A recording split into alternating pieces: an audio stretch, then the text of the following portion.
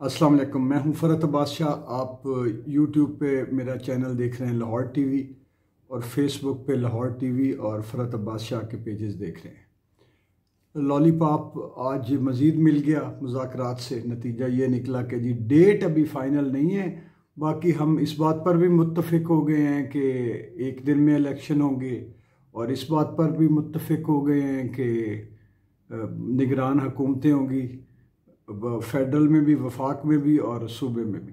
ये बहुत बड़ा तीर मारा है और इस पर बड़ी खुशी का इजहार किया गया है कि देखें जी हमने इतनी प्रोग्रेस की है और मिल बैठे हैं और मुत्तफिक हो गए हैं। और असल जो धंधा ही डेट का है, जिसके अजाब अदालत में भी पड़े हुए हैं और पार्लियामेंट में भी मातम होता है, तो वो और सड़कों पे भी यही वावेला है और आवाम बाहर निकलती है, उसका जिक्र गोल है। और ये भी नहीं बताया गया कि वो डेट कब देंगे और अगली जो नशिस्त मुज़ाकरात की वो कब होगी।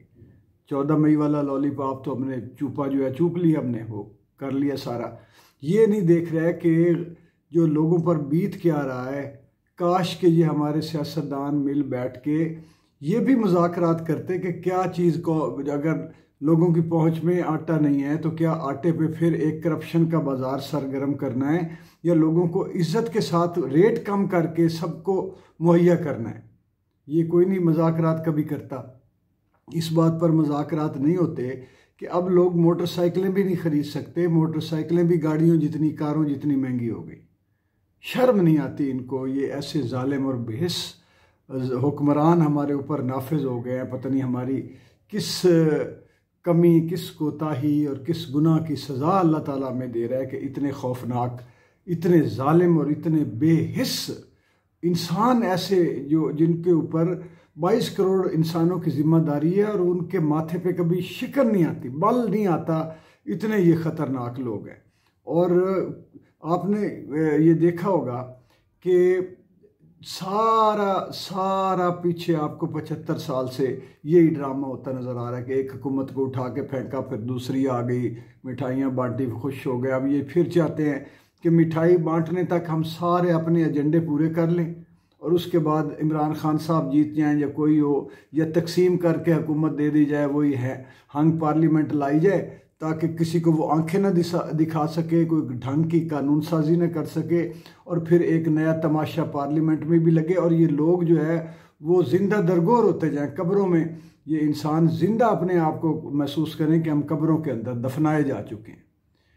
बच्चे का दूध वो नहीं लोग पिला रहे, इतना महंगा वो निकल गया है इस्तात से। गरीब की, आम आदमी, तनख्वाहदार तबका, कारोबारी आदमी, हाँ कौन है इस वक्त जो परेशान नहीं है माशी तौर पे। और ये मुईशत और ये फाइनेंस और ये इकॉनमी दुनिया का खौफनाक चुंगल है, जिसमें जिनके ये ग़ुलाम है ना, ये हमारे हुक्मरान जो ऊपर आका बैठे हुए हैं। अमेरिका भी जिनका ग़ुलाम है, चाइना भी जिनके इशारे के बगैर नहीं चलता, रशिया भी जो है सरमायादारी का, वो प्यूटन को देखें वो सरमायादार है।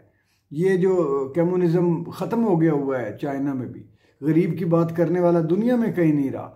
अब ये सारा चुंगल इतना इनका सख्त हो गया है कि ये हमें बता रहे हैं जी मुज़ाकरात, इलेक्शन कब, इलेक्शनों की ऐसी की तैसी। गरीब मर गया है।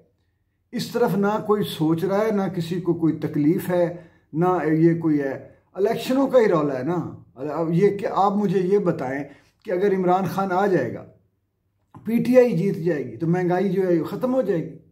वो पीछे जो बैठे हुए हैं 1 अरब रुपए डॉलर के लिए, ये जो एड़ियाँ रगड़ रहे हैं जी IMF को भी ये हो जाएगा, यानी जो पूरे चौकस लोग हैं जो कर्जे बेचकर मुल्कों को ख़रीदते हैं और अवाम को के लिए ज़िंदगी जहन्नम बना रहे हैं, उनके इंतज़ार में जी वो ये कर देंगे, उनको भी ज़रा सूट, हमारे पास फंड्स भी आ जाएंगे। भाई 20 करोड़ रुपए तो तुम लोग खा गए। अब्बासी, शायद अब्बासी ने क्या कहा है कि वो 20 करोड़ इधर इलेक्शन में इन्होंने कहा है कि हमारे पास नहीं है, और आटे का फ्रॉड करके उसमें से 20 अरब रुपया वो पार कर गए।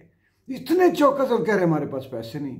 और अदालत को भी इन्होंने सारी दुनिया को दिखाया कि ये पाकिस्तान की अदालतें, पार्लियामेंट, और हमारे जो हम बैठे हैं ना पार्लियामेंटों में, जो हम दरिंदे आ जाते हैं, पता नहीं कौन कौन हमें इलेक्शन जितवा के किस तरह ले आता है। वोट किसी को पड़ते हैं, इलेक्शन कोई जीत जाता है, नतीजा कोई निकलता है। तो हमारे नज़दीक हमारे ठुड्डे पे हैं सारी चीज़ें। हम ना आइन को समझते हैं 90 दिन में कोई चीज़ होती है, ना हम अदालत को जो है वो अदालत के जज, ना जजों की इज़्ज़त है, ना अदालत की तौक़ीर है, सिवाय हमारी अपनी ख्वाहिशात और हमारी जो अपने मफादात, अपना लालच, अपना हिर्स और अपनी हवस के अलावा, इक़्तिदार और पैसे और ताकत की हवस के अलावा हमारे नज़दीक कुछ नहीं। अब देखते हैं इमरान खान साहब से वो बात करते हैं तो इमरान खान साहब आगे क्या जवाब देते हैं कि वो पिछली बात पर कायम है कि सड़कों पर रहना है या गरीब के लिए कुछ। अब सड़कों पे वो गरीब निकला हुआ है, इसलिए इमरान खान के पीछे है कि ये कम से कम इन लोगों की तरह बेहिस और दरिंदा नहीं है, ये कुछ न कुछ करेगा हमारे लिए। और अगर इमरान खान और उसकी पार्टी मुज़ाकरात में फेल हो, एक एक दिन नहीं गुजर रहा गरीब का, और ये ऊपर से निगरान हुकूमतें जो बैठी हैं तशद्दुद करने वाली, रोज़ लोगों के घरों में छापे मारने वाली, ये भी एक अब इनकी आईनी मुद्दत ख़त्म हो गई और बैठी हैं वो। और उसी तरह उनके माथे पे उनको पहले ही पता न था कि हमने रहना है, यानी उनको पहले ही पता था कि आइन कुछ नहीं है।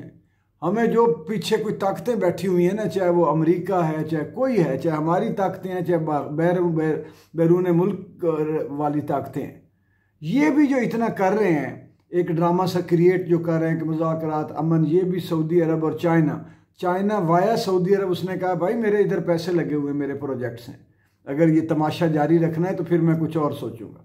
ये भी सिर्फ इसके लिए। और अमेरिका बहादुर अभी तक सोच रहा है कि किसी तरह बर्बाद करो, इनका नरखरा चीर फाड़ दो।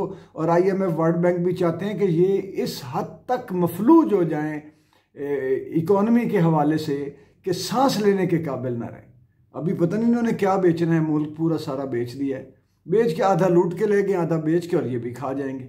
अभी इंतज़ार है जी, देखते हैं इमरान खान साहब क्या कहते हैं। और अगर उन्होंने भी कहा कि हम ये देख रहे हैं वो देख रहे हैं, भाई अगर डेट के लिए तो मुज़ाकरात थे, तो तारीख जब तक नहीं आती हम इसी तरह बोलते रहेंगे। अवाम की अब जो है ना, वो जो अवाम के दुख और दर्द और चीखें जो हैं वो आप लोगों तक पहुँचाते रहेंगे। बहुत शुक्रिया।